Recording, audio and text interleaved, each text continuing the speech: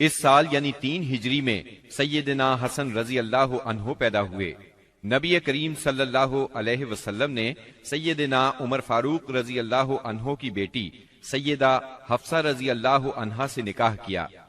سیدہ زینب بنت خزیمہ رضی اللہ عنہا سے بھی نکاح فرمایا، لیکن یہ چند ماہ زندہ رہیں۔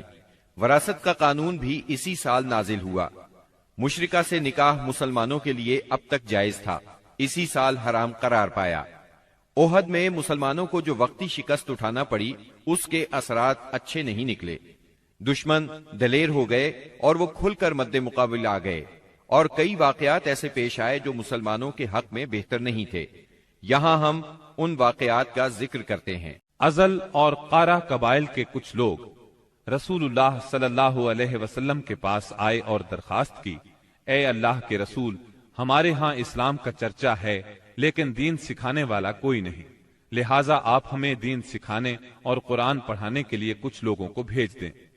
نبی اکرم صلی اللہ علیہ وسلم نے ان کی درخواست سن کر اپنے 10 صحابہ کو سیدنا عاصم بن ثابت رضی اللہ عنہ کی امارت میں روانہ فرمایا۔ جب یہ لوگ رجی کے مقام پر پہنچے تو ان لوگوں نے غداری کی اور قبیلہ حذیل کی ایک شاخ بنو لحیان کو ان پر چڑھا لائے۔ ان کے قریباً 100 تیر اندازوں نے انہیں ایک ٹیلے پر گھیر لیا، پھر انہیں یہ عہد و پیمان دیا کہ اگر وہ لڑے بغیر نیچے اتر آئیں تو وہ انہیں قتل نہیں کریں گے۔ ان کی بات سن کر سیدنا عاصم رضی اللہ عنہ نے اترنے سے انکار کر دیا اور اپنے ساتھیوں کے ساتھ مل کر جنگ شروع کر دی۔ اس طرح اس جنگ میں 7 صحابہ شہید ہو گئے، 3 باقی رہ گئے۔ کفار نے پھر وہی عہد دیا، چنانچہ وہ تینوں ٹیلے سے اتر آئے، مگر کفار نے بد عہدی کی اور انہیں باندھ لیا۔ اس پر ان میں سے ایک نے کہا، یہ تمہاری پہلی بد عہدی ہے، میں تم لوگوں کے ساتھ نہیں جاؤں گا۔ کفار نے انہیں قتل کر دیا اور باقی 2 کو مکے لے چلے۔ مکے لے جا کر ان دونوں کو بیچ دیا۔ یہ دونوں خبیب بن عدی اور زید بن دسنہ رضی اللہ عنہما تھے۔ سیدنا خبیب رضی اللہ عنہ نے غزوہ بدر میں حارث بن عامر بن نوفل کو قتل کیا تھا، لہٰذا انہیں کچھ عرصے تک قید میں رکھ کر تنعیم لے جایا گیا اور قتل کر دیا گیا۔ انہوں نے قتل سے پہلے 2 رکعت نماز ادا کی اور ان پر بد دعا کی۔ اس کے بعد ابو سفیان نے خبیب رضی اللہ عنہ سے کہا، کیا تمہیں یہ بات پسند ہے کہ تمہارے بدلے محمد ہمارے قبضے میں ہوتے اور ہم ان کی گردن مارتے اور تم اپنے اہل و عیال میں ہوتے؟ جواب میں انہوں نے فرمایا، اللہ کی قسم، مجھے تو یہ بھی گوارا نہیں کہ میں اپنے اہل و عیال میں ہوتا اور اس کے بدلے میں محمد صلی اللہ علیہ وسلم کو جہاں آپ ہوں وہاں کوئی کانٹا چبھ جاتا اور وہ آپ کو تکلیف دیتا، یعنی میں تو اپنی جان بچانے کے بدلے میں انہیں کانٹا چبھنے کے برابر بھی تکلیف دینا گوارا نہیں کرتا۔ اور پھر اچانک حارث بن عامر کے بیٹے نے انہیں باپ کے بدلے میں قتل کر دیا۔ اب رہ گئے زید بن دسنہ، انہوں نے غزوہ بدر میں امیہ بن محرز کو قتل کیا تھا، چنانچہ انہیں اس کے بیٹے صفوان بن امیہ نے خرید کر قتل کیا۔ بعض کتب میں یوں ہے کہ یہ گفتگو ابو سفیان اور سیدنا خبیب رضی اللہ عنہ کے درمیان نہیں ہوئی تھی، بلکہ زید بن دسنہ سے ہوئی تھی۔ سیدنا عاصم بن ثابت رضی اللہ عنہ کی شہادت کے بعد قریش نے ان کا سر کاٹ لانے کے لیے اپنے کچھ لوگوں کو بھیجا۔ جب یہ لوگ لاش کے پاس پہنچے تو اللہ نے ان کی حفاظت کے لیے بھیڑوں کا جھنڈ بھیج دیا۔ ان بھیڑوں نے کفار کو ان کے نزدیک نہیں پھٹکنے دیا۔ دراصل سیدنا عاصم رضی اللہ عنہ نے شہادت سے پہلے یہ دعا کی تھی، اے اللہ، یہ کفار میری لاش کو نہ چھونے پائیں۔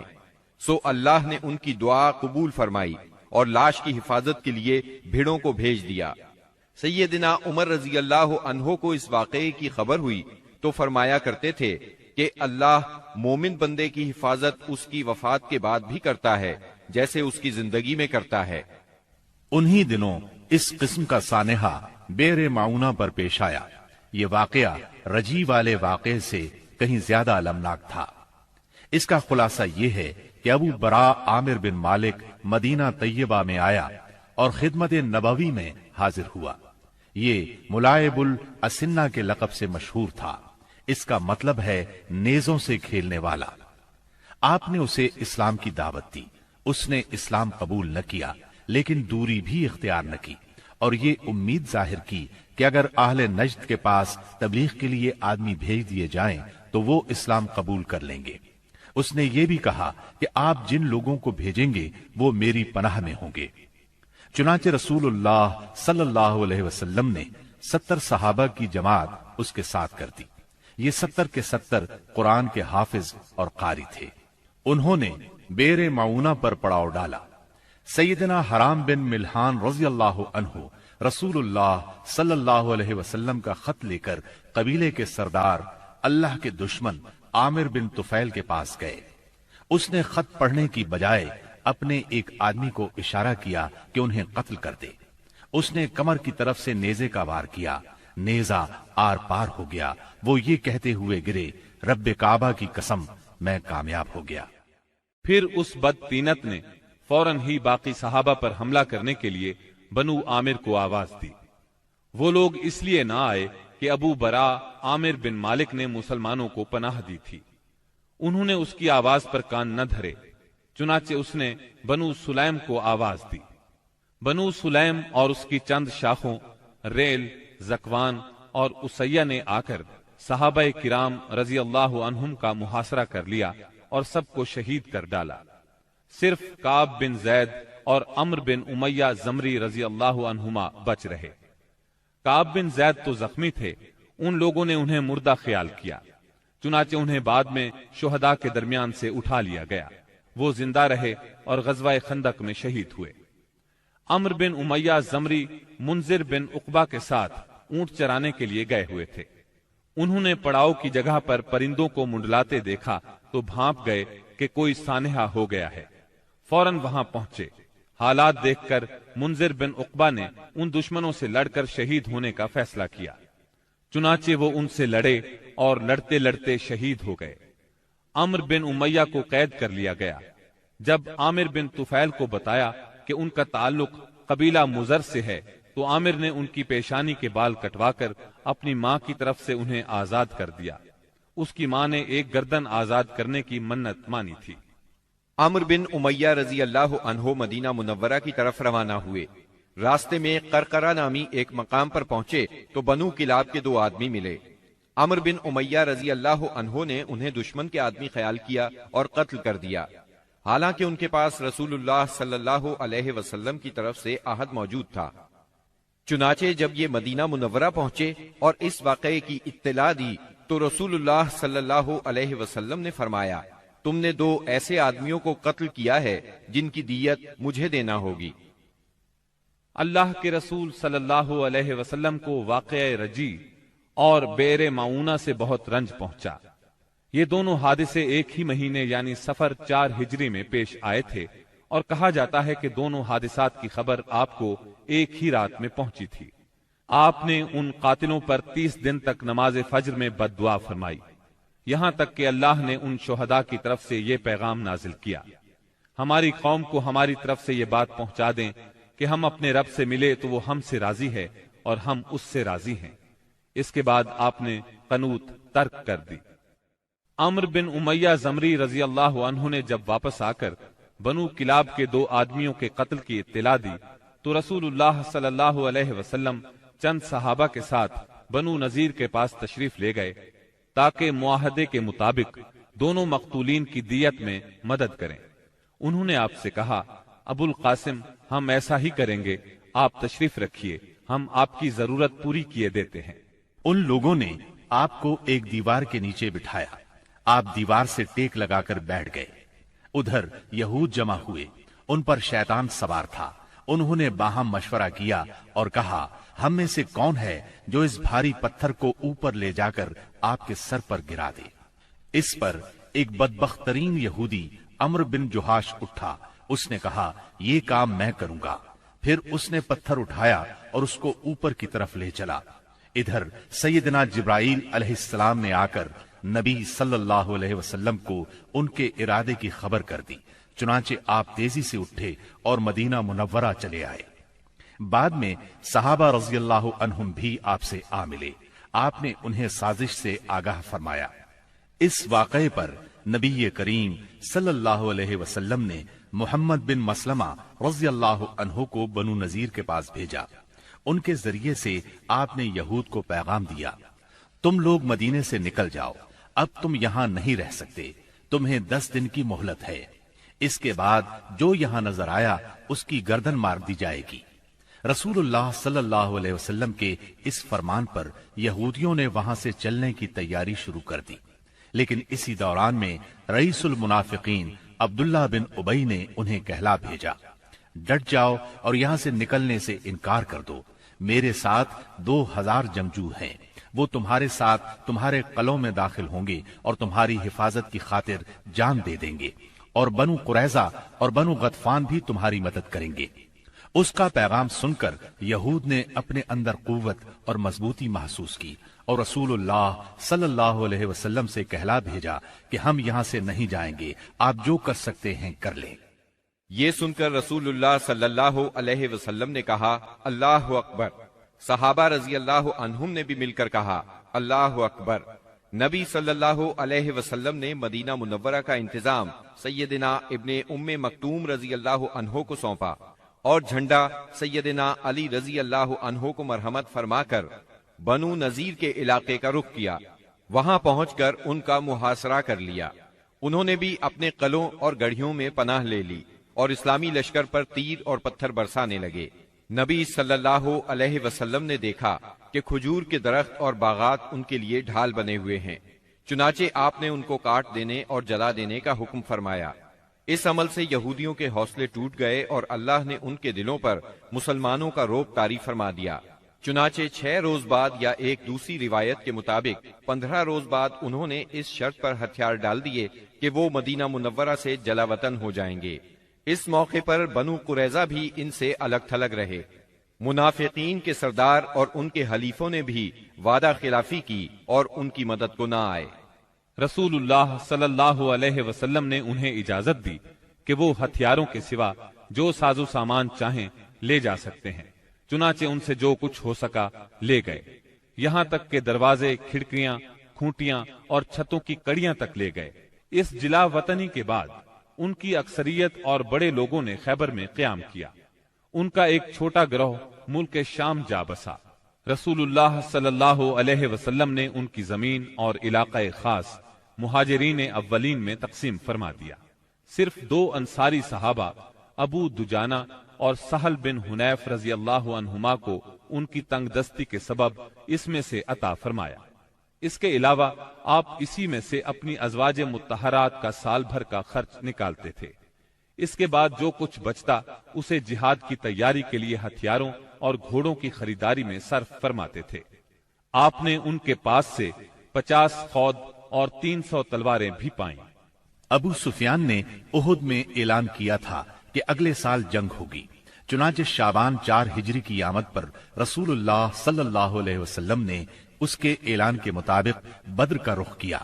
وہاں 8 دن ٹھہر کر ابو سفیان کا انتظار کرتے رہے۔ آپ کے ساتھ 1500 کا لشکر اور 10 گھوڑے تھے۔ جھنڈا سیدنا علی رضی اللہ عنہ کے ہاتھ میں تھا۔ آپ نے مدینے کا انتظام عبداللہ بن رواحہ رضی اللہ عنہ کے سپرد کیا تھا۔ دوسری طرف ابو سفیان بھی 2000 کا لشکر لے کر روانہ ہوا، جس میں 50 سوار تھے۔ مر الزہران پہنچ کر مجنہ نام کے مشہور چشمے پر پڑاؤ ڈالا، لیکن شروع ہی سے ان پر روب سا طاری تھا۔ واپسی کے بہانے سوچنے لگا۔ بالآخر یہاں پہنچ کر اس نے اپنے ساتھیوں سے کہا، جنگ اس وقت مناسب ہوتی ہے جب شادابی ہو اور ہریالی ہو، تاکہ جانور چر سکیں اور تم بھی دودھ پی سکو۔ اس وقت خشک سالی ہے، لہٰذا میں تو واپس جا رہا ہوں، تم بھی واپس چلے چلو۔ اس پر پورا لشکر کسی مخالفت کے بغیر واپس ہو گیا۔ مسلمانوں کو جب ان کے واپس ہونے کی خبر ملی تو انہوں نے اپنا سامان تجارت فروخت کیا، خوب نفع کمایا اور اس شان سے واپس لوٹے کہ ہر دشمن پر ان کی دھاک بیٹھ چکی تھی اور ہر طرف امن و امان قائم ہو چکا تھا۔ چنانچہ 1 سال سے زیادہ عرصہ گزر گیا اور دشمنوں کو کچھ کرنے کی جرت نہ ہوئی۔ اسی وجہ سے رسول اللہ صلی اللہ علیہ وسلم کو آخری حدود تک امن پھیلانے کا موقع ملا۔ چنانچہ ربیع الاول 5 ہجری میں ڈاکوؤں کی سرکوبی کے لیے دومت الجندل تشریف لے گئے اور یوں ہر طرف امن و امان ہو گیا۔ بنو نذیر मदीना मुनव्वरा से निकलने को तो निकल गए, मगर खैबर पहुंचकर उन्होंने अपनी साजिशों का जाल सारे मुल्क अरब में फैला दिया। उनके रईसों ने मक्के जाकर कुरैश को आमादा किया। कबीला गतफान को खैबर की आधी पैदावार का लालच देकर अपने साथ मिला लिया। बनी असद उनके हलीफ थे, वो भी उठ खड़े हुए। गरज सब मिल मिलाकर 10,000 का भारी लश्कर मदीना मुनव्वरा की तरफ रवाना हुआ। जब नबी अकरम सल्लल्लाहु अलैहि वसल्लम को उनकी चढ़ाई की खबर मिली तो आपने सहाबा किराम रज़ियल्लाहु अन्हुम से मशवरा किया। सैयदना सलमान फारिसी रज़ियल्लाहु अन्हु ने मशवरा दिया कि शहर के 3 अतराफ में दुश्वार गुजार पहाड़, मकानात और खजूरों के घने बागात हैं जो पनाह का काम देते हैं। सिर्फ शिमाली समत खुली है, अगर वहां खंदक खोद दी जाए तो शहर का हमला रोका जा सकता है। आपने ये राय पसंद की, लिहाजा आपने उसी जानिब हर्रा शर्किया और गरबिया के दरमियान का सबसे तंग मकाम मुंतखब किया, जो कमोबेश 1 मील है। वहां खंदक खोदकर दोनों हर्रों को मिला दिया। मगरिब में ये खंदक सला पहाड़ी के शिमाल से शुरू होती थी और मशरिक में मकाम शेखैन के पास हर्रा शर्किया के एक बढ़े हुए सिरे से जा मिलती थी। आपने हर 10 आदमियों को 40 हाथ खंदक खोदने का काम सौंपा और खुद भी खंदक खोदने और मिट्टी ढोने में शरीक हो गए। लोग रिज्स पढ़ते और आप जवाब देते, नीज आप रिज्स पढ़ते और लोग जवाब देते थे। लोगों ने खंदक खोदने में बड़ी मशक्कतें बर्दाश्त की, बिलखुसूस सर्दी और भूख की शिद्दत। लोगों ने रसूलुल्लाह सल्लल्लाहु अलैहि वसल्लम से भूख की शिकायत की और अपने पेटों पर एक एक पत्थर बंधे हुए दिखलाए तो आपने उन्हें अपने पेट पर 2 पत्थर दिखला दिए। खंदक की खुदाई के दौरान बाद निशानियां भी देखने में आईं। सैयदना जाबिर ने रसूलुल्लाह सल्लल्लाहु अलैहि वसल्लम की भूख की सख्ती देखी तो सब्र न कर सके। अपनी बकरी का एक बच्चा ज़बह किया और उनकी बीवी ने 1 सा जौ पीसे। फिर खुफिया तौर पर रसूलुल्लाह सल्लल्लाहु अलैहि वसल्लम को चंद सहाबा किराम समेत दावत दी, मगर रसूलुल्लाह सल्लल्लाहु अलैहि वसल्लम सारे अहले खंदक के साथ, जिनकी तादाद 1000 थी, चल पड़े और सब ने शिकम सैर होकर खाया। फिर भी हांडी भरी हुई उबलती रही और आटे से रोटी पकती रही। इस तरह सैयदना बरा के साथियों का एक सख्त चट्टान से सामना हुआ। नबी सल्लल्लाहु अलैहि वसल्लम ने उतरकर बिस्मिल्लाह कहा और कुदाल से एक जरब लगाई तो एक टुकड़ा कट गया और उससे एक रोशनी निकली। आपने फरमाया, अल्लाह अकबर। मुझे शाम की कुंजियां दी गईं और इस वक्त मैं उसके सुर्ख महल देख रहा हूं। इसके बाद आपने दूसरी जरब लगाई और फतेह फारिस की खुशखबरी सुनाई। फिर तीसरी जरब लगाई और फतेह यमन की खुशखबरी सुनाई और पूरी चट्टान कट गई। उधर कुरैश और उनके पैरोकार 4000 का लश्कर लेकर आए। उनके साथ 300 घोड़े और 1000 ऊंट थे। उनका सालार अबू सुफियान था और झंडा उस्मान बिन तलहा ने उठा रखा था। जब ये लश्कर मदीना के करीब पहुंचा तो खंदक देखकर दंग रह गया। चुनाचे उन्हें मदीना मुनव्वरा के बाहर पड़ाव करना पड़ा। इधर 3000 मुसलमान पूरी तरह होशियार थे और खंदक की निगरानी कर रहे थे। दोनों अतराफ से तीर अंदाजी शुरू हुई जो कई दिन तक जारी रही। एक रोज मुशरिकीन के शाह सवारों की एक जमात ने एक तंग मकाम से खंदक अबूर कर ली। उन लोगों में अम्र बिन अब्द वुद, इक्रमा बिन अबी जहल और जिरार बिन खत्ताब वगैरह शामिल थे। उनके घोड़े अंदर दाखिल होकर चक्कर काटने लगे। ऐसे में सैयदना अली रज़ियल्लाहु अन्हु चंद मुसलमानों के साथ निकले और जिस मकाम से उन्होंने खंदक अबूर की थी उस पर कब्जा कर लिया। इस तरह उन्होंने उन लोगों का वापसी का रास्ता बंद कर दिया। इस पर अम्र बिन अब्द वुद ने उन्हें मुकाबले के लिए ललकारा। वो बहुत बहादुर और जालिम था। सैयदना अली रज़ियल्लाहु अन्हु ने कोई बात कहकर उसे भड़का दिया। वो घोड़े से उतर आया। अब दोनों ने एक दूसरे पर बढ़ चढ़कर वार किए। आखिर सैयदना अली ने उसे एक कारी जर्ब लगाई। वो वहीं ढेर हो गया। बाकी मुशरिक भाग निकलने में कामयाब हो गए। भागते वक्त उनकी बदहवासी का आलम यह था कि इक्रमा अपना नेजा छोड़ गया। नौफल बिन अब्दुल्लाह खंदक में जा गिरा, जिसे मुसलमानों ने कत्ल कर दिया। अब मुशरिकीन ने तीर अंदाजी शुरू कर दी। तीरों के साथ वो पत्थर भी बरसा रहे थे। मुसलमान औरतें एक कले में महफूज थीं। वो कला बनु कुरैजा के पास था। बनु कुरैजा ने जब ये देखा कि मुसलमान हमले की जद में हैं ادھر میدان خالی ہے تو قلعے پر قبضے کے برے ارادے سے قلعے کی طرف بڑھے۔ ایک یہودی تو پھاٹک کے پاس پہنچ گیا، عورتوں نے بھی انہیں دیکھ لیا اور ان کے ارادے کو بھانپ لیا۔ سیدنا زبیر رضی اللہ عنہ کی والدہ اور نبی کریم صلی اللہ علیہ وسلم کی پھوپھی سیدہ صفیہ رضی اللہ عنہا آگے بڑھیں اور اس پر حملہ کر دیا۔ آن کی آن میں وہ ڈھیر ہو گیا۔ انہوں نے اس کا سر کاٹ کر میدان میں پھینک دیا۔ اپنے ساتھی کا سر دیکھ کر بنو قریظہ کے لوگ یہ سمجھے کہ قلعے میں مسلمانوں کی فوج موجود ہے، لہٰذا آگے بڑھنے سے رک گئے اور واپس لوٹ گئے۔ غزوہ خندق شوال 5 ہجری میں پیش آیا تھا۔ مشرکین نے قریباً 1 ماہ تک مسلمانوں کا محاصرہ جاری رکھا۔ اس کا مطلب ہے محاصرہ شوال میں شروع ہوا اور ذیقعد میں ختم ہوا۔ ابن سعد کا بیان ہے کہ جس روز رسول اللہ صلی اللہ علیہ وسلم واپس ہوئے وہ بدھ کا روز تھا اور ذیقعد کے ختم ہونے میں صرف 7 دن باقی تھے۔ اس جنگ میں دونوں طرف کے صرف چند افراد مارے گئے، یعنی 10 مشرک اور 6 مسلمان۔ ایک تیر سعد بن معاذ رضی اللہ عنہ کو لگا جس سے ان کے بازو کی بڑی رگ کٹ گئی۔ انہوں نے اللہ سے دعا کی کہ اگر قریش کی جنگ ابھی کچھ باقی ہے تو اس کے لیے انہیں زندہ رکھے، ورنہ اسی زخم کو ان کی موت کا سبب بنا دے۔ البتہ انہوں نے اپنی دعا میں یہ بھی کہا، یا اللہ مجھے موت نہ دے یہاں تک کہ بنو قریظہ سے میری آنکھیں ٹھنڈی ہو جائیں۔ خندق کی لڑائی دراصل جان اور مال کے نقصان کی جنگ نہیں تھی، بلکہ یہ جنگ اعصاب کی جنگ تھی۔ اس میں کوئی خون ریز معرکہ پیش نہیں آیا، لیکن پھر بھی یہ اسلامی تاریخ کی ایک فیصلہ کن جنگ تھی۔ اس جنگ کے نتیجے میں مشرکین کے حوصلے پست ہو گئے اور ان پر یہ بات واضح ہو گئی کہ وہ مسلمانوں کی اس چھوٹی سی جماعت کو جو مدینہ منورہ میں نشوونما پا رہی تھی ختم نہیں کر سکتے۔ وہ کیا، عرب کی کوئی طاقت بھی انہیں ختم نہیں کر سکتی۔ اس خیال کی وجہ یہ تھی کہ غزوہ خندق میں مشرکین بڑی طاقت، ساز و سامان اور بھاری تعداد کے ساتھ آئے تھے۔ اس وقت اس سے بڑی طاقت فراہم کرنا عربوں کے بس کی بات نہیں تھی۔ اس لیے رسول اللہ صلی اللہ علیہ وسلم نے احزاب سے واپسی کے بعد فرمایا، اب ہم ان پر چڑھائی کریں گے، وہ ہم پر چڑھائی نہیں کریں گے۔ اب ہمارا لشکر ان کی طرف جائے گا۔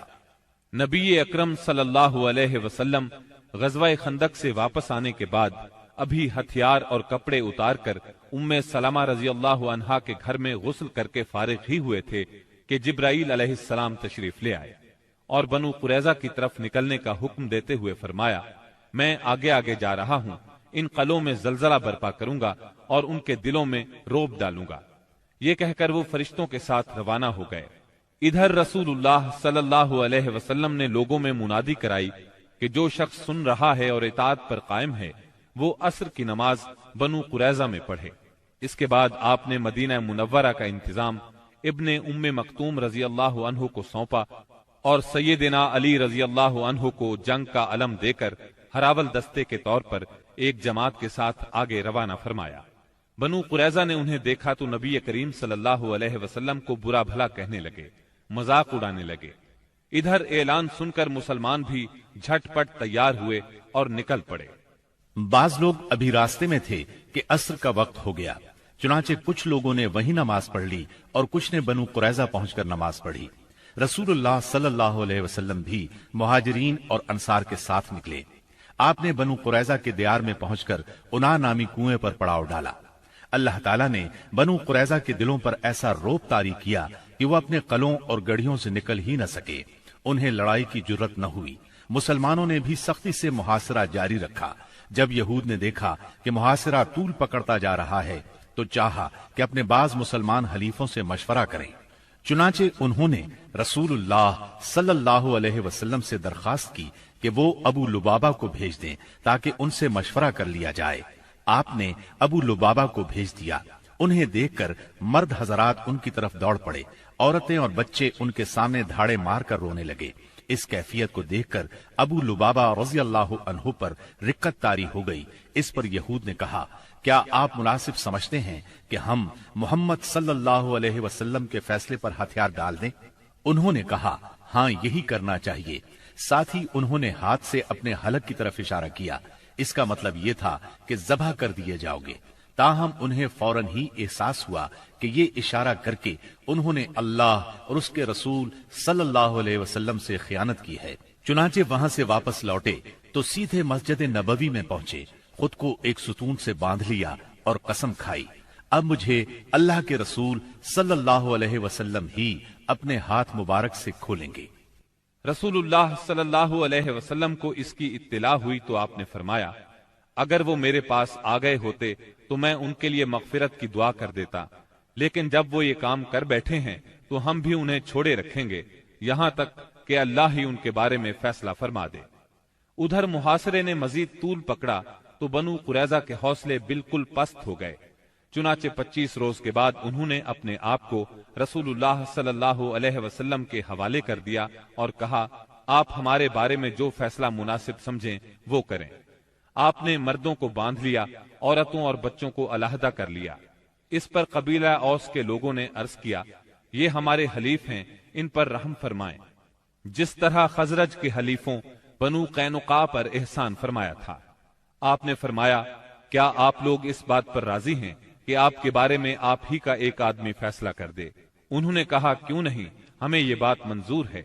आपने सैयदना साद बिन मुआज रजी अल्लाह अन्हु को बुलवा भेजा। उन्हें गज़वाए खंदक में जख्म लगा था, इसकी वजह से वो मदीना मुनव्वरा में थे। उन्हें गधे पर सवार करके लाया गया। जब ये रसूलुल्लाह सल्लल्लाहु अलैहि वसल्लम के करीब पहुंचे तो आपने फरमाया, अपने सरदार की तरफ उठो। चुनाचे ये लोग उठकर उनके इस्तिकबाल के लिए गए। उन्हें दोनों तरफ से घेर लिया और कहने लगे, साद, अपने हलीफों के बारे में हुस्ने सुलूक कीजिएगा। सैयदना साद रजी अल्लाह अन्हु खामोश थे। उन्होंने उनकी बात का कोई जवाब न दिया। जब लोगों ने बहुत जोर दिया तो बोले, अब वक्त आ गया है, साद को अल्लाह ताला के बारे में किसी मलामत करने वाले की मलामत की परवाह नहीं। ये सुनकर बाज लोग वहीं से मदीना मुनव्वरा की तरफ पलट आए और कैदियों की मौत का ऐलान कर दिया। जब सैयदना साद रजी अल्लाह अन्हु उतरे और उन्हें बताया गया कि बनु कुरैजा उनकी सालिसी पर रजामंद हैं, तो उन्होंने फैसला सुनाया, मर्दों को कत्ल कर दिया जाए, औरतों और बच्चों को कैदी बना लिया जाए और अमवाल तकसीम कर दिए जाएं। रसूलुल्लाह सल्लल्लाहु अलैहि वसल्लम ने फरमाया, तुमने उनके बारे में वही फैसला किया है जो 7 आसमानों के ऊपर से अल्लाह ताला का फैसला है।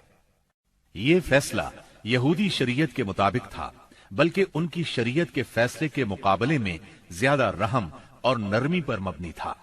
सैयदना साद रज़ियल्लाहु अन्हु के इस फैसले के बाद बनु कुरैजा को मदीना मुनव्वरा लाया गया और बनु नज्जार की एक औरत के घर में कैद कर दिया गया। ये हारिस की बेटी थी। उसके बाद मदीना मुनव्वरा के बाजार में खंदकें खोदी गईं। फिर उन्हें एक एक गिरोह करके ले जाया गया और उन खंदकों में उनकी गर्दनें मारी गईं। उनकी तादाद 400 के करीब थी।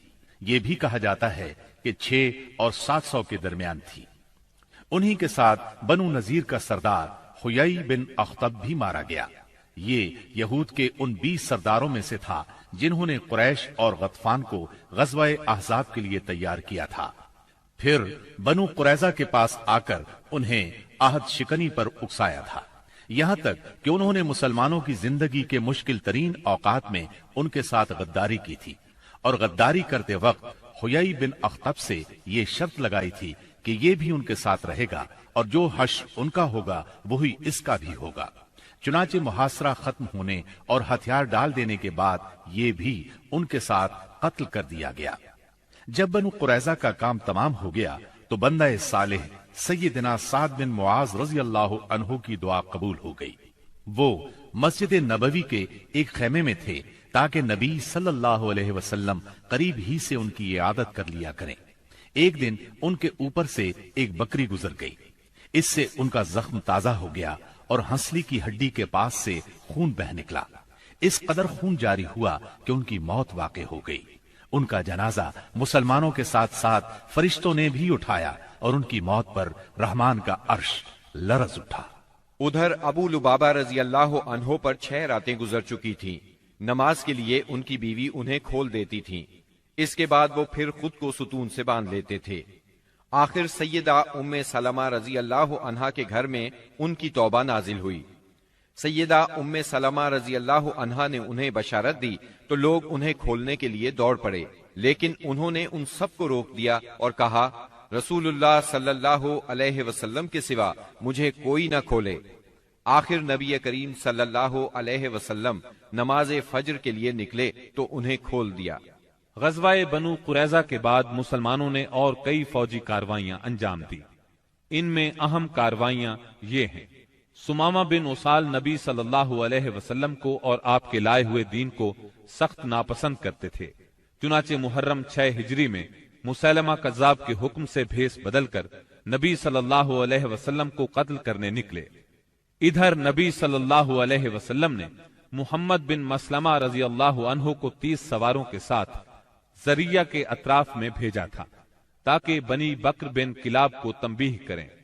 ذریہ بصرہ کے راستے میں مدینہ منورہ سے 7 رات کے فاصلے پر واقع ہے۔ ان سواروں نے واپس آتے ہوئے سمامہ بن اسال کو دیکھ لیا، انہیں ان پر شک گزرا، چنانچہ گرفتار کر کے مدینہ منورہ لے آئے اور مسجد کے ایک ستون سے باندھ دیا۔ نبی کریم صلی اللہ علیہ وسلم وہاں سے گزرے تو فرمایا، سمامہ تمہارے نزدیک کیا ہے؟ انہوں نے کہا، اے محمد میرے نزدیک خیر ہے، اگر قتل کرو گے تو ایک خون والے کو قتل کرو گے، اگر احسان کرو گے تو ایک قدردان پر احسان کرو گے، مال چاہتے ہو تو مانگو، جو چاہو گے دیا جائے گا۔ نبی صلی اللہ علیہ وسلم ان کی بات سن کر مسکرا دیے اور انہیں ان کے حال پر چھوڑ کر آگے بڑھ گئے۔ دوسرے دن نبی کریم صلی اللہ علیہ وسلم پھر اس طرف سے گزرے تو آپ نے فرمایا، سمامہ تمہارا کیا حال ہے؟ وہ بولے، میں ٹھیک ہوں، اگر قتل کرو گے تو ایک قصاص والے کو قتل کرو گے، اگر احسان کرو گے تو ایک قدردان پر احسان کرو گے، اگر مال چاہتے ہو تو مانگو، جو چاہو گے دیا جائے گا۔ آپ ان کی بات سن کر مسکرائے اور آگے بڑھ گئے۔ تیسرے دن پھر یہی گفتگو ہوئی۔ اس روز آپ نے فرمایا، سمامہ کو چھوڑ دو۔ صحابہ کرام رضی اللہ عنہم نے انہیں چھوڑ دیا۔ اس کے بعد انہوں نے غسل کیا اور مسلمان ہو گئے۔ اسلام لانے کے بعد وہ بولے، اللہ کی قسم، اسلام لانے سے پہلے روئے زمین پر کوئی چہرہ میرے نزدیک آپ کے چہرے سے زیادہ قابل نفرت نہیں تھا، لیکن اب آپ کا چہرہ میرے نزدیک روئے زمین پر سب سے زیادہ محبوب ہو گیا ہے، اور اللہ کی قسم روئے زمین پر کوئی دین میرے نزدیک آپ کے دین سے زیادہ ناپسندیدہ نہیں تھا، مگر اب آپ کا دین میرے نزدیک تمام ادیان سے زیادہ پسندیدہ ہو گیا ہے۔ واپسی پر سیدنا سمامہ رضی اللہ عنہ عمرے کے لیے مکہ گئے تو قریش نے انہیں اسلام لانے پر ملامت کی۔ اس پر وہ بولے، اللہ کی قسم، تمہارے پاس یمامہ سے گندم کا ایک دانہ بھی نہیں آئے گا جب تک رسول اللہ صلی اللہ علیہ وسلم اس کی اجازت نہ دے دیں۔ چنانچہ واپسی پر انہوں نے اہل مکہ کے لیے گندم فروخت کرنے کی ممانعت کر دی، جس سے وہ مشکل میں پڑ گئے، یہاں تک کہ انہوں نے نبی صلی اللہ علیہ وسلم کو خط لکھا، اس میں اپنی قرابت کا واسطہ دیا اور درخواست کی کہ آپ سمامہ کو لکھ دیں، وہ گندم فروخت کرنے کی اجازت دے دیں۔ آپ نے سمامہ رضی اللہ عنہ کو لکھ دیا۔ بنو لہیان وہی ہیں جنہوں نے رجی کے مقام پر دھوکے سے 8 صحابہ کرام رضی اللہ عنہم کو شہید کیا تھا اور 2 کو اہل مکہ کے ہاتھوں فروخت کر دیا تھا، جہاں وہ بے دردی سے شہید کر دیے گئے تھے۔ یہ لوگ حجاز کے بہت اندر عصفان کی حدود میں آباد تھے، اسی لیے نبی صلی اللہ علیہ وسلم نے ان سے انتقام لینے میں قدر تاخیر سے کام لیا۔ جب کفار کے مختلف گروہوں میں پھوٹ پڑ گئی اور آپ دشمنوں سے کسی قدر مطمئن ہو گئے تو آپ نے مدینہ منورہ کا انتظام ابن ام مکتوم رضی اللہ عنہ کو سونپ کر 200 صحابہ اور 20 گھوڑوں کے ساتھ ربیع الاول 6 ہجری میں بنو لہیان کا رخ کیا اور یلغار کرتے ہوئے بطن غران تک پہنچ گئے۔ یہ امج اور عصفان کے درمیان بطن غران نامی ایک وادی ہے اور اسی جگہ آپ کے صحابہ کرام رضی اللہ عنہم کو شہید کیا گیا تھا۔ آپ نے ان کے لیے دعائے رحمت کی، 2 روز تک یہیں قیام فرمایا۔ ادھر بنو لہیان کو آپ کی آمد کی خبر مل گئی، وہ پہاڑوں کی طرف بھاگ گئے، ان کا کوئی آدمی ہاتھ نہ آ سکا۔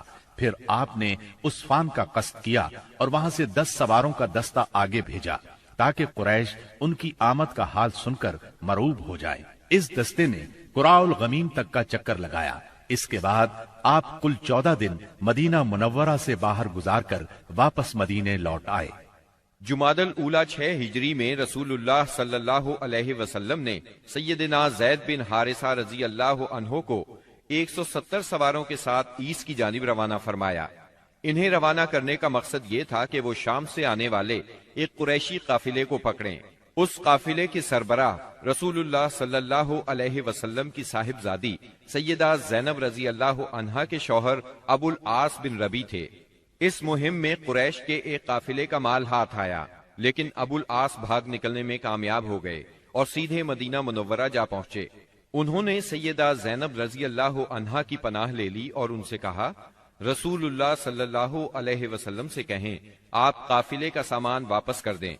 سیدہ زینب رضی اللہ عنہا نے سفارش کی تو نبی کریم صلی اللہ علیہ وسلم نے چھوٹی بڑی ہر چیز واپس کر دی۔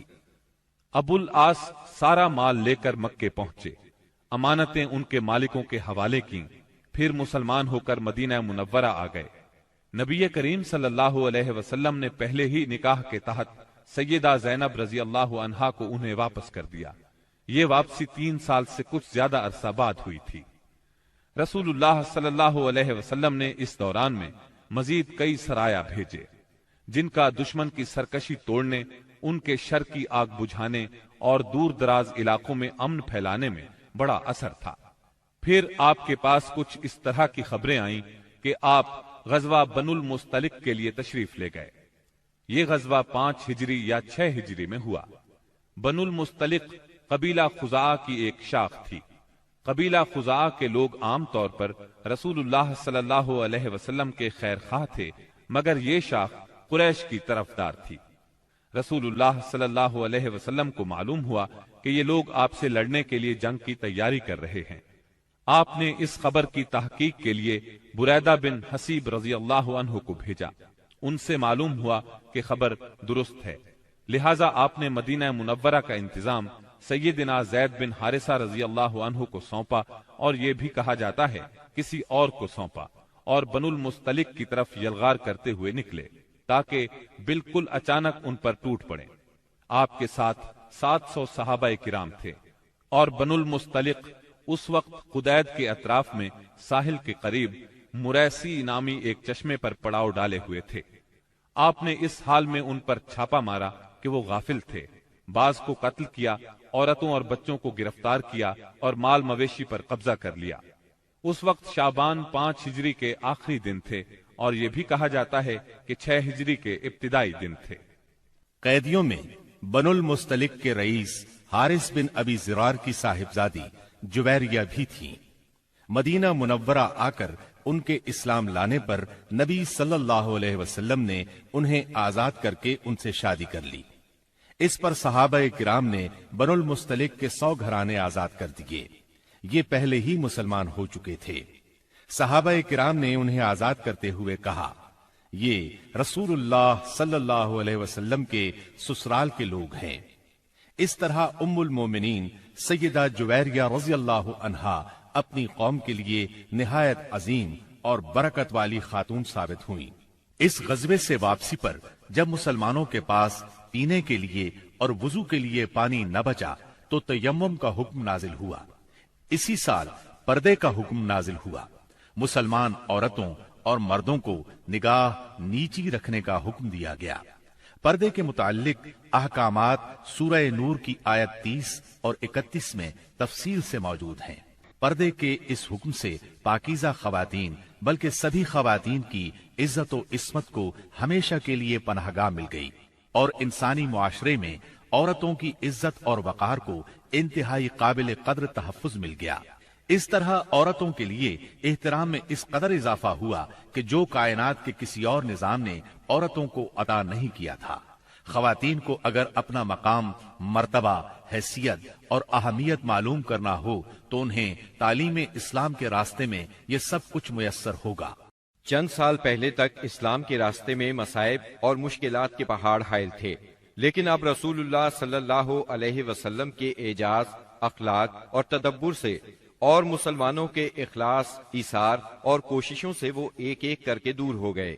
اب اسلام کی ترقی کی راہ میں بس 2 ہی رکاوٹیں رہ گئی تھیں۔ ایک مکہ کے مشرک، دوسرے خیبر کے یہودی۔ مکے کے مشرکوں سے آپ یہ چاہتے تھے کہ وہ اسلام کی تحریک کو امن و امان سے آگے بڑھنے دیں، اور جو لوگ خوشی سے اسلام کے حلقے میں آنا چاہیں انہیں یہ موقع دیا جائے۔ مکہ معظمہ میں غریب اور کمزور مسلمان عورتوں، بچوں اور بے بس مسلمان مردوں کو جو نظر بند کر رکھا ہے انہیں مدینہ منورہ آنے دیا جائے۔ مسلمانوں کو مکہ آنے جانے اور خانہ کعبہ کے طواف اور حج کی آزادی مل جائے۔ دوسری طرف رسول اللہ صلی اللہ علیہ وسلم خیبر کے یہود سے صرف یہ چاہتے تھے کہ وہ اسلام کی طاقت کو تسلیم کر لیں۔ یہ دونوں رکاوٹیں اس سال کے دوران صلح حدیبیہ اور یہود کے مکمل خاتمے سے دور ہو گئیں۔ مہاجرین کو مکہ معظمہ چھوڑے قریباً 6 سال بیت چکے تھے۔ کچھ لوگ کعبے کی زیارت کو بہت ترس رہے تھے اور کچھ اپنے رشتہ داروں سے ملنے کے لیے بے چین تھے۔ دونوں جذبے فطری تھے۔ ہجرت کے مقدس فریضے نے اس فطری جذبے کو دبا دیا تھا۔ ہجرت کے 6 سال مدینہ منورہ میں رسول اللہ صلی اللہ علیہ وسلم کو خواب دکھلایا گیا کہ آپ اور آپ کے صحابہ امن کے ساتھ مسجد حرام میں داخل ہوئے۔ آپ نے خانہ کعبہ کی کنجی لی اور صحابہ کرام سمیت بیت اللہ کا طواف اور عمرہ کیا۔ پھر کچھ لوگوں نے سروں کو منڈوایا اور کچھ نے قصر کروایا۔ آپ نے صحابہ کرام رضی اللہ عنہم کو اس خواب کی اطلاع دی اور یہ بتلایا کہ آپ عمرہ ادا فرمائیں گے، لہٰذا صحابہ کرام بھی سفر کے لیے تیار ہو گئے۔ آپ نے مدینہ کے گرد و پیش کی آبادیوں میں بھی روانگی کا اعلان فرما دیا، لیکن انہوں نے چلنے میں دیر کر دی۔ رسول اللہ صلی اللہ علیہ وسلم پیر کے روز یکم ذی قعدہ 6 ہجری کو 1400 مہاجرین و انصار کے ساتھ مدینہ منورہ سے روانہ ہوئے اور اپنے ساتھ قربانی کے جانور بھی لیے تاکہ لوگ جان لیں کہ آپ جنگ کے لیے نہیں عمرے کے لیے جا رہے ہیں۔ ذوالحلیفہ پہنچ کر جانوروں کو قلادے پہنائے گئے، ان کی کوہانے چیر کر نشان بنایا اور عمرے کا احرام باندھا۔ نبی صلی اللہ علیہ وسلم نے سفر جاری رکھا۔ عسفان پہنچے تو آپ کو اطلاع دی گئی کہ قریش مسلمانوں کو بیت اللہ سے روکنے اور جنگ کرنے کا تہیہ کیے بیٹھے ہیں۔ انہوں نے ذی طوا میں پڑاؤ ڈال رکھا ہے اور خالد بن ولید کو 200 سواروں کے ساتھ عسفان کے قریب قراء الغمیم بھیج دیا ہے تاکہ وہ مکہ آنے والا راستہ بند رکھیں۔ نیز اپنی مدد کے لیے حلیف قبائل کو بھی جمع کر لیا ہے۔ اس پر رسول اللہ صلی اللہ علیہ وسلم نے صحابہ کرام سے مشورہ کیا کہ کیا کریں۔ یہ حلیف قبائل جو جمع ہوئے ہیں ان کے گھروں پر ہلہ بول دیں یا سیدھے بیت اللہ کا قصد کریں، اور جو روکے اس سے لڑے۔ سیدنا ابو بکر صدیق رضی اللہ عنہ نے کہا، ہم عمرہ کرنے آئے ہیں، لڑنے نہیں، لہٰذا جو ہمارے اور بیت اللہ کے درمیان رکاوٹ بنے گا ہم اس سے لڑیں گے۔ رسول اللہ صلی اللہ علیہ وسلم نے اس رائے کو پسند فرمایا۔ ادھر خالد بن ولید نے ظہر کی نماز میں مسلمانوں کو رکوع اور سجدہ کرتے دیکھا تو کہا، یہ لوگ غافل تھے، ہم نے حملہ کیا ہوتا تو انہیں مار لیا ہوتا۔ پھر انہوں نے طے کیا کہ عصر کی نماز کے دوران حملہ کریں گے، لیکن اللہ نے ظہر اور عصر کے درمیان صلاۃ خوف یعنی حالت جنگ میں نماز کا حکم نازل فرمایا۔ اس حکم میں وضاحت کی گئی کہ اس حالت میں مسلمان نماز کس طرح ادا کریں۔ اس طرح خالد بن ولید کے ہاتھ سے یہ موقع بھی جاتا رہا۔ پھر رسول اللہ صلی اللہ علیہ وسلم نے اس راستے کو چھوڑ کر ایک دوسرا راستہ اختیار کیا اور مکے سے نیچے داہنے ہاتھ چل کر سنیۃ المرار پہنچ گئے، جہاں سے حدیبیہ میں اترتے ہیں۔ وہاں پہنچے تو آپ کی اونٹنی بیٹھ گئی۔ لوگوں نے اسے اٹھانے کی کوشش کی تو بھی نہ اٹھی۔ اب لوگوں نے کہا، قصوا اڑ گئی ہے۔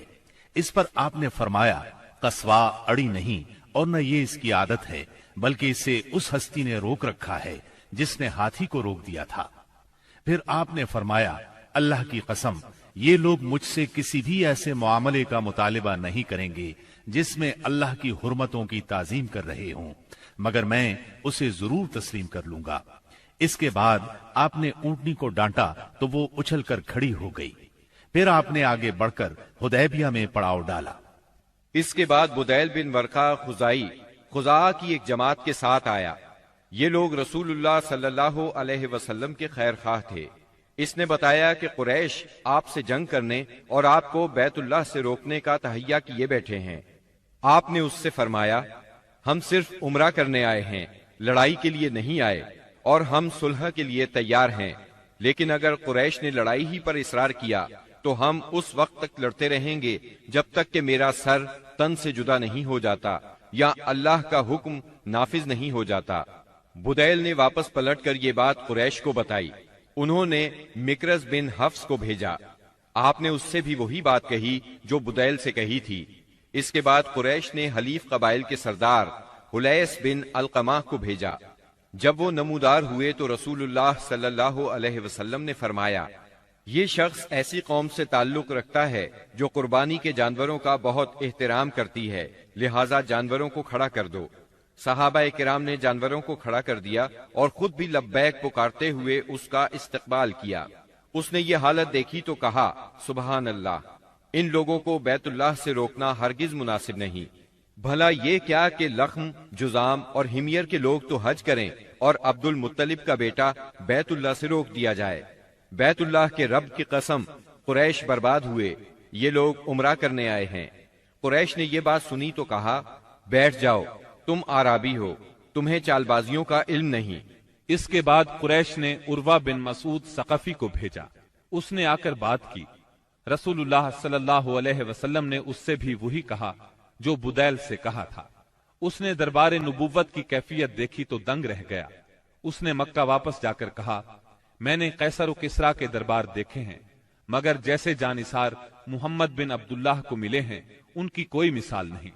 ان کے نبی جب وضو کرتے ہیں تو یہ لوگ وضو کا پانی زمین پر نہیں گرنے دیتے۔ اب رسول اللہ صلی اللہ علیہ وسلم نے طے کیا کہ قریش کے پاس ایک سفیر بھیجیں جو انہیں یقین دلائے کہ آپ عمرہ ہی کے لیے آئے ہیں۔ چنانچہ آپ نے سیدنا عثمان بن عفان رضی اللہ عنہ کو روانہ فرمایا اور انہیں یہ حکم بھی دیا کہ وہ مکہ کے کمزور مومن مردوں اور عورتوں کے پاس جا کر انہیں قریب ہی فتح کی بشارت سنائیں اور یہ بتلا دیں کہ اللہ تعالی اپنے دین کو مکہ میں ظاہر اور غالب کرنے والا ہے، یہاں تک کہ کسی کو ایمان چھپانے کی ضرورت نہیں ہوگی۔ سیدنا عثمان رضی اللہ عنہ ابان بن سعید اموی کی پناہ میں مکہ معظمہ کے اندر داخل ہوئے اور پیغام پہنچایا۔ قریش نے سیدنا عثمان کو پیشکش کی کہ بیت اللہ کا طواف کر لیں۔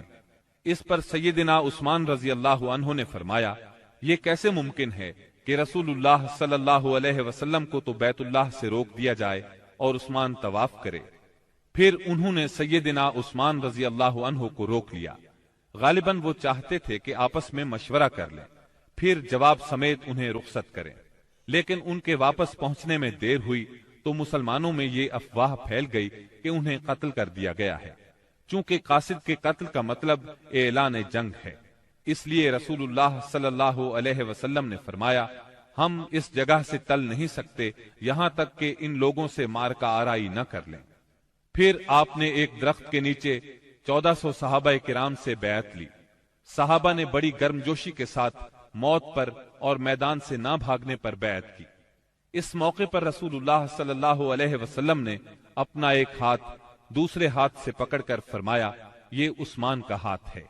لیکن جب بیعت مکمل ہو چکی تو سیدنا عثمان رضی اللہ عنہ بھی آ گئے۔ اللہ نے اس بیعت کی فضیلت میں سورۃ الفتح کی آیت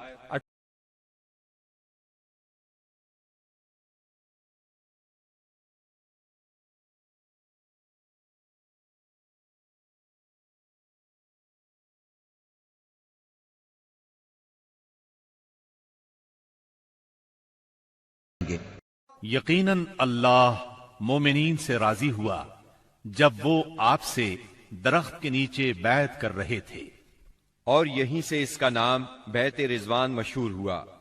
قریش نے اس بیعت کا حال سنا تو ان پر بڑا زبردست روب طاری ہوا اور انہوں نے صلح کرنے کے لیے سہیل بن عمرو کو بھیجا۔ سہیل بن عمرو نے لمبی گفتگو کی، آخر کار یہ شرائط طے ہوئیں۔ نمبر 1، رسول اللہ صلی اللہ علیہ وسلم اس سال مکے میں داخل ہوئے بغیر لوٹ جائیں گے، اگلے سال مکے آئیں گے اور 3 روز قیام کریں گے۔ ان کے ساتھ کوئی ہتھیار نہیں ہوگا، صرف تلواریں ہوں گی، وہ بھی میان کے اندر۔ نمبر 2، فریقین میں 10 سال کے لیے جنگ بند رہے گی۔ نمبر 3، جو شخص محمد صلی اللہ علیہ وسلم کے عہد میں داخل ہونا چاہے داخل ہو سکتا ہے، اور جو قریش کے عہد میں داخل ہونا چاہے داخل ہو سکتا ہے۔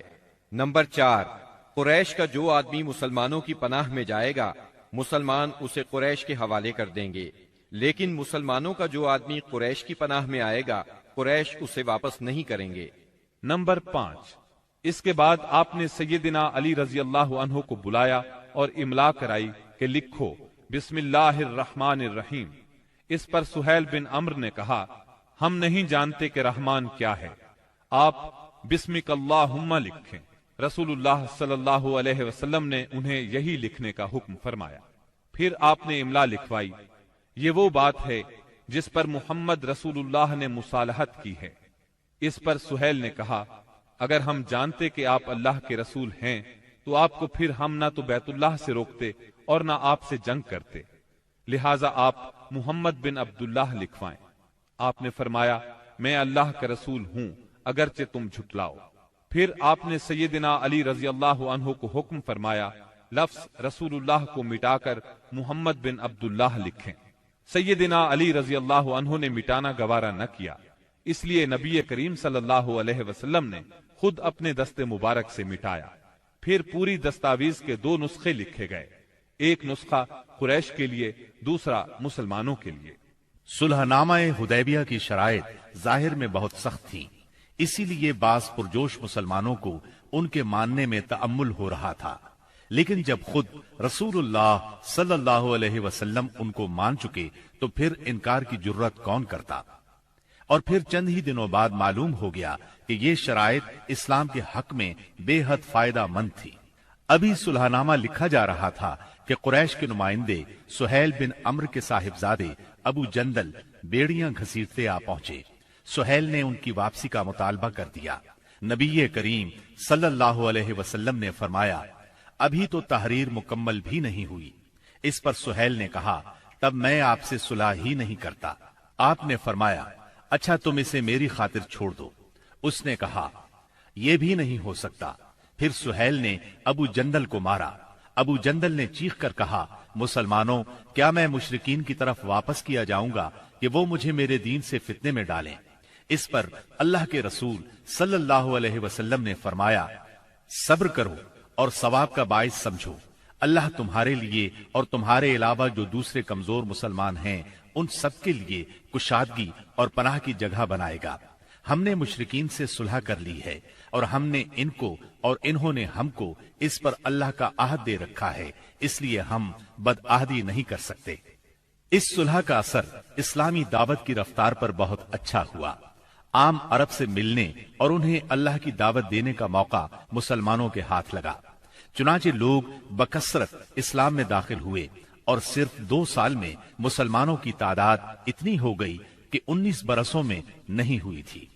اکابرین قریش جو کہ قریش کا نچوڑ تھے یعنی عمرو بن عاص، خالد بن ولید اور عثمان بن طلحہ جیسے حضرات اپنی رغبت اور مرضی سے مسلمان ہونے کے لیے خدمت نبوی میں حاضر ہوئے، اسلام پر بیعت کی اور اس کے راستے میں جان، مال، صلاحیت، طاقت اور اپنا سب کچھ قربان کرنے کا معاہدہ کیا۔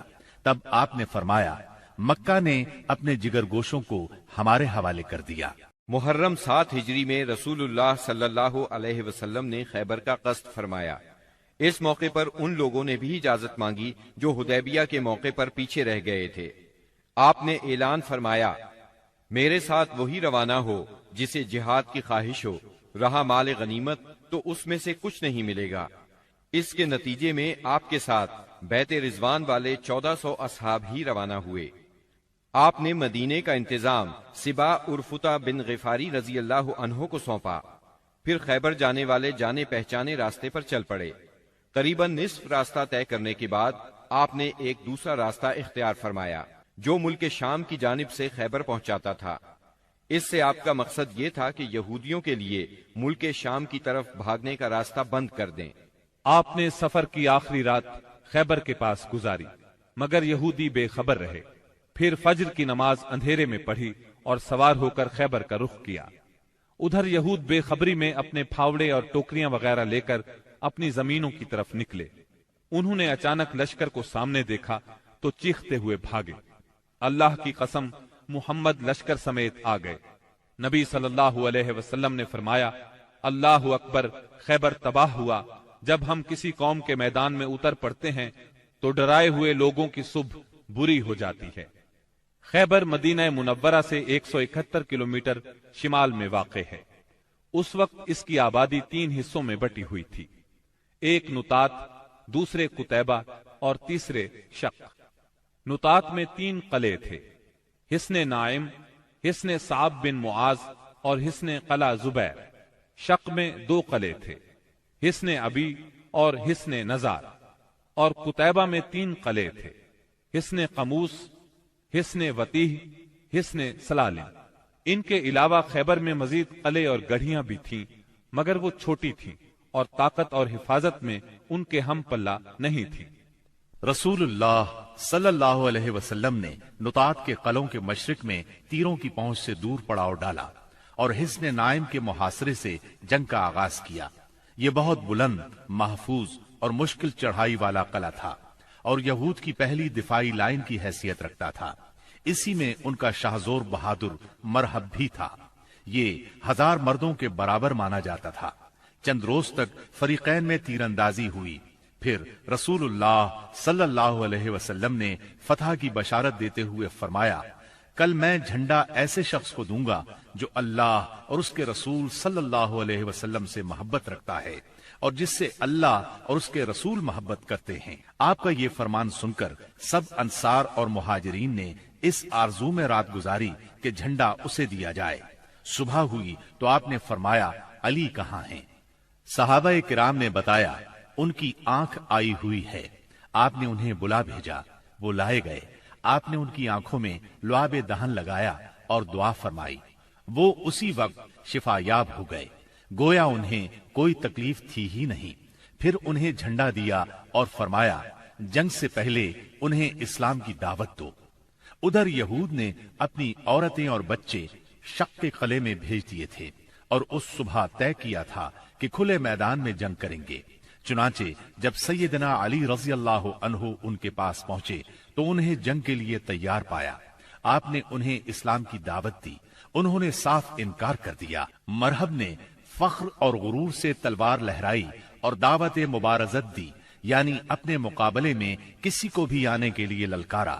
اس نے یہ شعر پڑھا، یعنی خیبر جانتا ہے کہ میں مرحب ہوں، ہتھیار پوش، بہادر اور تجربہ کار، جب جنگ و پیکار شعلہ زن ہو۔